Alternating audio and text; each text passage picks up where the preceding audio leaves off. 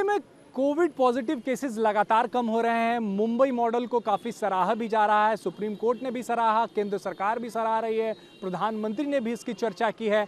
लेकिन जो Covid warriors हैं, जो इस पूरे कोरोना मॉडल के पीछे हैं, जो डॉक्टर्स हैं, उनकी अपनी समस्याएं हैं। स्पीच थेरेपिस्ट इस वक्त हमारे साथ मौजूद हैं, नायर हॉस्पिटल में ये हैं, और इनको ना स्टाइपेंड है और ना ही कोविड अलाउंस है। पिछले एक साल से कोरोना का कहर है और लगातार जो भी अलग अलग अस्पताल हैं बीएमसी के, वहाँ पर डॉक्टर्स के साथ साथ स्पीच थेरेपिस्ट या जो भी हेल्थ वर्कर्स है वो अपना जी जान लगा रहे हैं ताकि इस महामारी से शहर को बाहर निकाला जाए। लेकिन अगर कोविड वॉरियर्स, हेल्थ वर्कर्स ही नाखुश रहेंगे या उनकी बातें नहीं सुनी जाएंगी तो फिर ये लड़ाई किस अंजाम तक पहुंचेगी, इसका अंदाज़ा लगाना ज़्यादा मुश्किल नहीं है। इस वक्त नायर हॉस्पिटल में मौजूद हैं और स्पीच थेरेपिस्ट इस वक्त हमारे साथ हैं।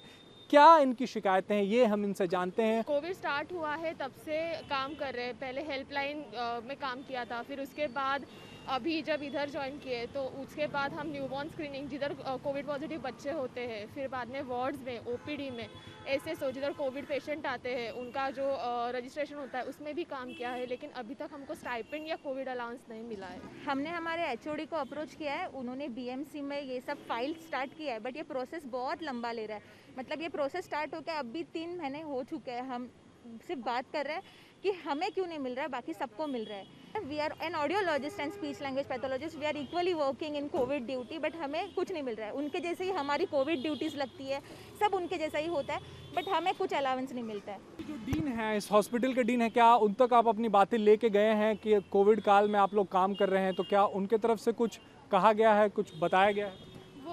उनके पास हमारी जो ये तकरार है वो हम लेके गए हैं और वो हमारे सपोर्ट में ही है। डीन, हमारे एचओडी मैम हमारे सपोर्ट में ही, उन्होंने हमारा लेटर प्रोसीड भी किया है।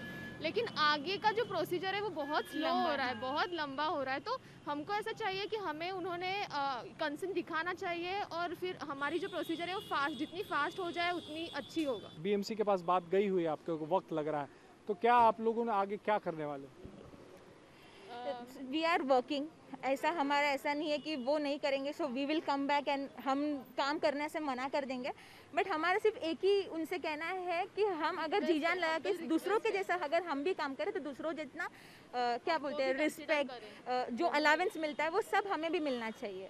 अभी भी हम रिक्वेस्ट ही कर रहे हैं कि प्लीज़ हमको कंसिडर करो और हमको स्टाइपेंड दो, क्योंकि हमारे वजह से किसी को परेशानी नहीं होनी चाहिए। Speech therapy department is the only department which is not getting any stipend or any COVID allowance. Apart from audiology and speech therapy department, all the PG students are getting the allowance and the stipend. तो ये speech therapist हैं, इनका कहना है कि महाराष्ट्र में सिर्फ यही नायर हॉस्पिटल में इसके कोर्सेज चलते हैं।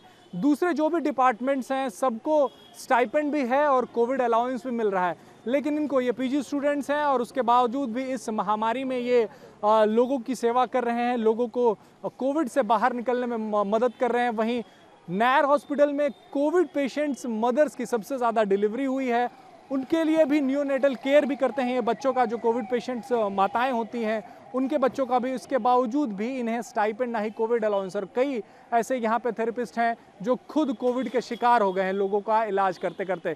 फिलहाल इन्होंने मांग रखी है लेकिन इनकी मांग अभी तक सुनी नहीं गई है। कैमरामैन सचिन सावंत के साथ राजेश कुमार, इंडिया टीवी, मुंबई।